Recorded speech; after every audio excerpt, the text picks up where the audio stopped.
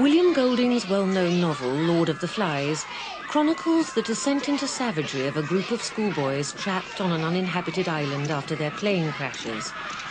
What starts as an exciting adventure rapidly degenerates into a sinister abuse of power, aggression, and eventually murderous behaviour. The playground, too, is often a world where games and fantasies can soon tip over into bullying and a struggle for survival.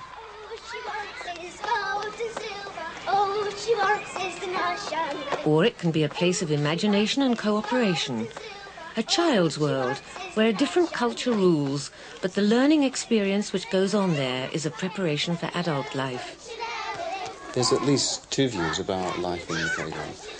One of which I've called the problem view, and one of which can be called the romantic view. Taking the problem view first, there's a great sense that there are problems that arise in the playground. Teachers are very aware of aggression that they see in the playground, sort of fairly low-level squabbling and fighting, particularly amongst the boys. More seriously, there have been worries about bullying and fighting in the playground, and that's led in recent years to a number of quite exciting initiatives to improve life in the playground. There have been some tragic incidents in playgrounds. There was the murder of a British Asian boy in a Manchester secondary school back in the mid-80s, which I think, crystallised for some people the troubles that can arise in playgrounds. So there's a number of reasons why people have identified the playground as a problem. Set against that, there's the more romantic view, as I've called it, which highlights the skills that children can show, the wonderful, rich variety of games that you can find if you leave children to rediscover them for themselves. The view that if adults just leave young people to get on with it, they will play in constructive sorts of ways, even in a school playground, which is in some ways an unnatural environment. They can be seen to be doing that. So those two views aren't mutually exclusive, I think. They're both likely to be there, and they have rather different implications for what adults might do with regard to people in the playground. We're on an uninhabited island. At the beginning of Lord of the Flies, these boys are desperately trying to cooperate in order to survive and maintain order in their lives. And another thing, we can't have everybody talking at once. We shall have to put our hands up like we do at school. Then I'll give him the conch. I agree with Ralph. Got to have rules and obey them. After all, we're not savages. We're English, and the English are best at everything. So we'll have lots of rules, and when anybody breaks them... This programme traces the ways in which children develop the skills they will need to manage their social world. But how early do children begin to acquire these cooperative skills? Children as young as 2 and 3 are soon expert at using different types of behaviour in order to achieve what they want. This requires what Professor Judy Dunn calls social intelligence. Social intelligence is a very broad term that encompasses understanding other people's feelings, understanding the way they're thinking, understanding why they behave the way they do, as well as much more general issues about social rules, what's expected of you, what's forbidden or disapproved behaviour, understanding how what you do in school is different from what you do at home. So sort of linking the expectations and rules of particular contexts to the way people behave. Duck. Me want a duck. Me want a duck.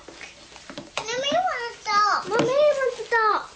And then me wants chips. When young children are in arguments and disputes with other members of their family, whether it's their parents or their brothers and sisters, what we see is that they marshal the best excuses. They discover amazingly early how to shift the blame to a brother or sister. Very young children show that they know exactly what annoys their brother or sister. And if you think about it for a moment, that's quite sophisticated behaviour. So the general issue is that when their backs are to the wall, when they're really trying to get their way and somebody's blocking them, they show especially mature behaviour. And of course, daily family life for small children is full of these situations. Get on the box off the tray, somebody's getting in there. Someone's going to get us. It's really an extraordinary 2 or 3 years of life in which children are transformed from helpless babies to effective communicators, to key figures in the power politics of the family.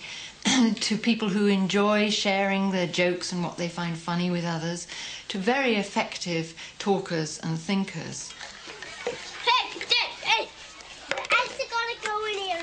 The behaviour learnt in the family is carried through to other situations, such as the playgroup or the nursery. But sometimes, at this young age, what children know to be appropriate behaviour can't be sustained for very long. Their experiences with peers are vitally important for the development of social skills.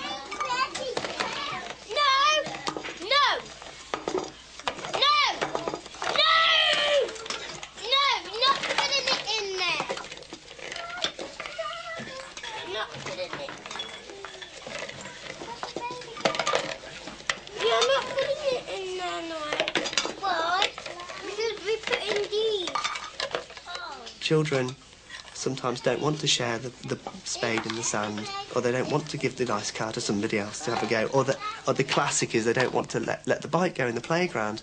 But they learn those, and they learn them quite quickly, I think, most of the children. I think that's a really big thing in the nursery. For children to be together is a social thing in itself. And if they're not in the nursery, or if they're not with other children, where will they learn those skills? Can you chop it up a bit smaller for me? Look how much we've done. Do a bit more. Well done, Sean, that's lovely. Adept as young children are at developing social skills and cooperative behaviour, they need constant reinforcement, often with an adult guiding their play experience. It's a little carrot that you could grate up there, all right? Those are very big bits going in there, Sean. Very big. Do you think you could make them a little bit smaller? No, Sean, could you make them a bit smaller? Like that? Make them a bit smaller. Well done. I was reading a book about witches, and we'd already got the sink that we could have used as a cauldron, and we already had chairs and things. We need 2 elephants. Can you go and get the 2 elephants that are down there? As well as adults, older children too can guide younger children. Jenny and her older sister are engaged in their own fantasy world of spells and magic potions. Nevertheless, valuable lessons are being learned. Yeah, go and get some teddy bears. Put it back. Right, give them to me. Cute clash.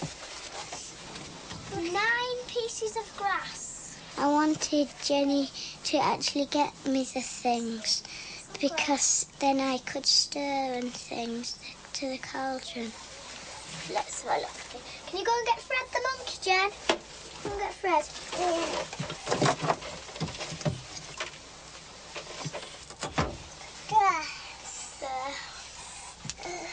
Give him a taste of this. See what he thinks. Oh, he thinks that's delicious.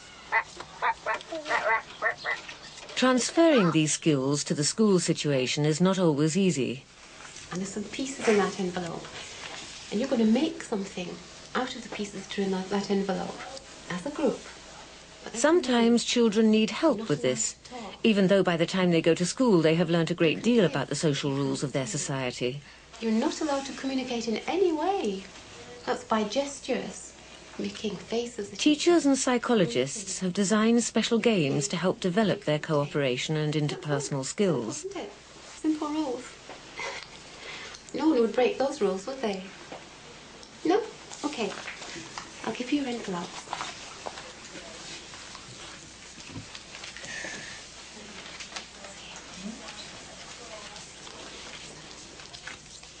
The rabbit game uses jigsaws to teach children about effective cooperation. The success of the game lies in the unselfish sharing of the different pieces. Some children don't find this at all difficult.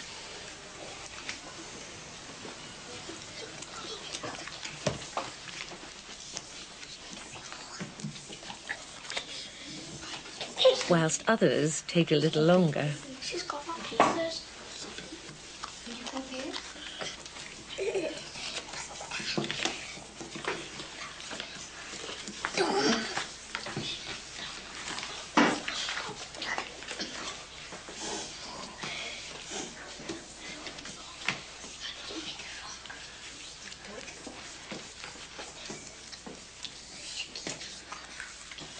Why do you think that rule made it so hard? Because if you wanted to talk, you couldn't talk to swap pieces. You couldn't swap pieces. Right. Talking. I think you two had the hardest bit, didn't you? Because you were left with these pieces and it was really difficult at the end, wasn't it? How did you feel, both feel at the end? Good. I felt mad at her. You felt mad at her? You thought she took your pieces? What would you have liked to say? Stop taking my pieces. Stop taking my pieces. Did you know she was a bit mad at you? Did you? What do you think you could have done about that? Nothing. Nothing? Oh, he's being annoying. Can you think of any other way? The rabbits game is an example of a cooperative game. It's a problem-solving game, and the problem can only be solved by the whole group. One person alone can't solve that problem. So it's deliberately designed so that the task isn't complete until everybody has finished. Well, you create these artificial rules, like you're not allowed to talk, you can give and you can't receive. And that is frustrating to the children. So you've built in a frustration which the children have to overcome. And as we saw, some children didn't manage that and fought over the pieces. Usually they took a long time to solve the problem. They didn't realise that it's only by moving away from an individualistic, selfish standpoint that you can actually begin to be effective in solving the problem. So it's an example. I mean, it's just one example of a whole range of cooperative strategies that you can use to help children to develop qualities and skills of cooperation. So why do children need this type of experience? After all, we can see plenty of evidence in children's play of cooperation and negotiation.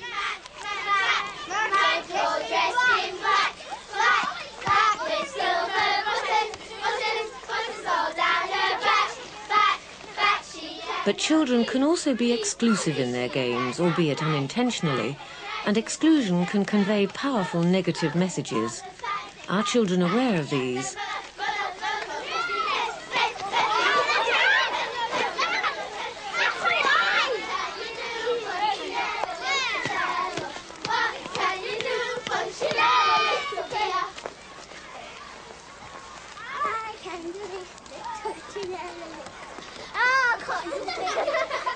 Being aware of other people's needs and emotions is something of which we all need to be reminded.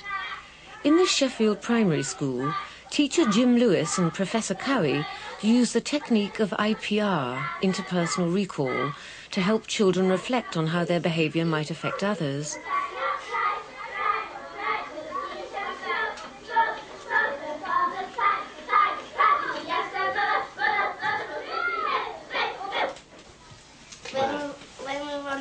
We kept on going faster. That's what I thought at the time. I thought we were still going same rhythm, but we kept on going faster and kicking our legs up. Yeah. What thoughts were going through your mind then? And then I think Sarah was, I'm going, what's Sarah doing? She's starting in. Right. Because she started jumping. What do you think Sarah was thinking at that time? To do that? I'll join in. Yeah. You felt that she wanted to join in. Would you like to have joined in there?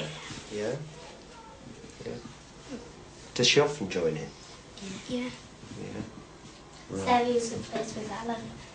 Right. I'm not Alan's friend, but I still let her play my games. Yeah. Right.